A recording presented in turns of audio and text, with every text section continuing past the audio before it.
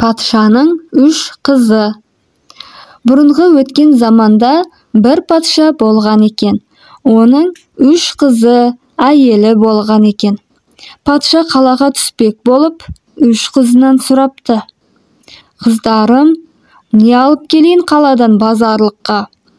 Үлкен қызы түрегеліп: «Әке, маған маржан алып кел», депті. Кейін патша ортаншы қызынан: «Қызым, саған не алып келейін?» деп сұрапты.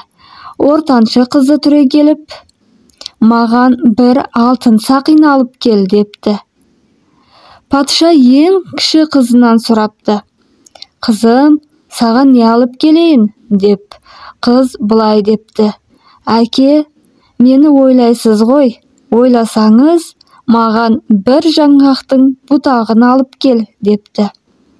Патша мақұл деп, арбасын қостырып, қалаға жүріп кетті.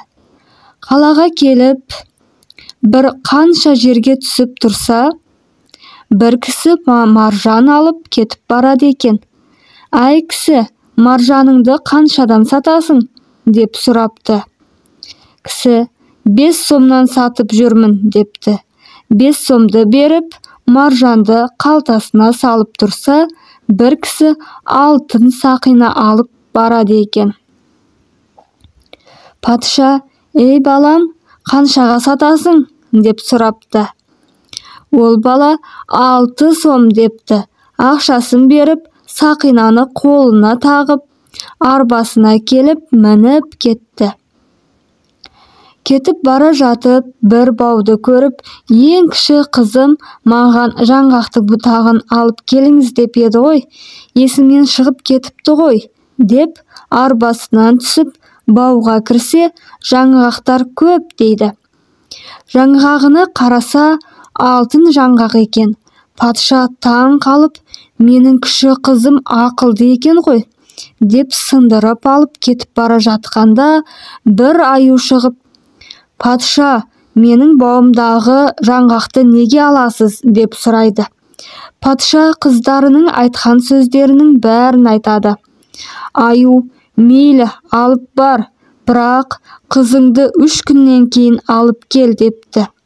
Патша қорқып: «Неге алып келемін?» деп сұрапты.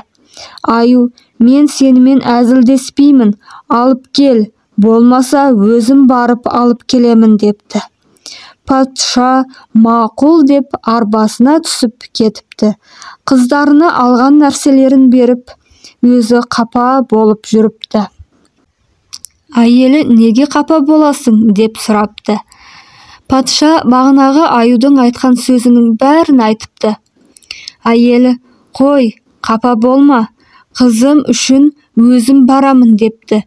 Сондай деп отырғанын қызы естіп: «Апа, сен барма, мен өзім барамын, бұл пәленің бәрі менен болған екен», деп жылапты. Анадағы аюдың 3 күні өтіп кеткен екен. Бір заман қараса, бір аю келе жатыр. Келіп: «Қане қызың?» деп сұрапты патша. «Мынау» деп көрсетіпті аю. «Қызыңды киіндір», депті. Қызын киіндіріп, қыз бен аю арбаға түсіп кетіпті. Барып бауға келіп: «Қане түс», депті қызға қарап.